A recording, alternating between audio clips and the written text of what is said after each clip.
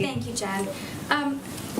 Just one more, and a lot of people have asked about the MiGs, but can you lay out for us why the administration sees MiGs as provocative and javelins and stingers as not provocative? Well, first, javelins and stingers are defensive weapons.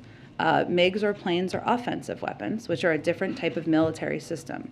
I would say the other assessment that we've done, not through the White House, not through the President, from the Department of Defense, is to assess what is effective and what works in terms of fighting this war on the ground. And that is why we provided an additional $1 billion, $800 million announced today, but $1 billion this week of assistance, utilizing a number of the high-level military systems, stingers, javelins, counter-artillery, counter-mortar radar, anti-armor systems that we know have been effective and we know the Ukrainians are trained on.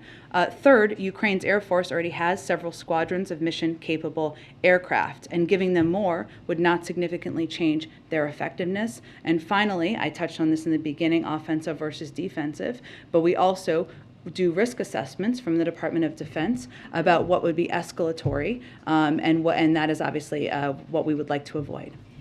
John Kirby has said that success for the U.S. mission in Ukraine is a free, independent, sovereign Ukraine. We've also heard that the official mission is to prevent escalation beyond Ukraine. Which is it? Both are true. If we're not specific about what exactly the desired outcome is, how do we expect to be able to... Why could both not be true? A sovereign Ukraine and preventing them from expanding beyond. Okay. And then moving on to the nuclear deal. General McKenzie told the Armed Services Committee that from everything that he can see, the IRGC is a terrorist organization. Is the White House willing to delist the IRGC from the foreign terrorist organization list in order to get a deal with Iran? We're still in the negotiations, so I'm not going to speculate or outline from here what the final details look like. And these are likely the group responsible for firing missiles at U.S. facilities in Iraq. So as long as Americans aren't killed, are there no consequences for something like that, all in an effort to get a nuclear deal? Again, you're speculating on something that is not even finalized. The deal is not finalized.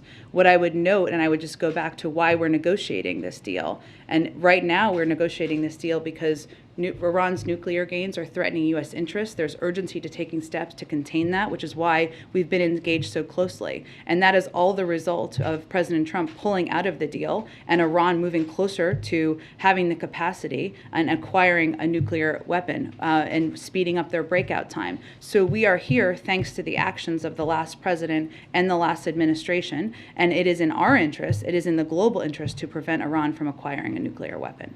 Go ahead, Kristen.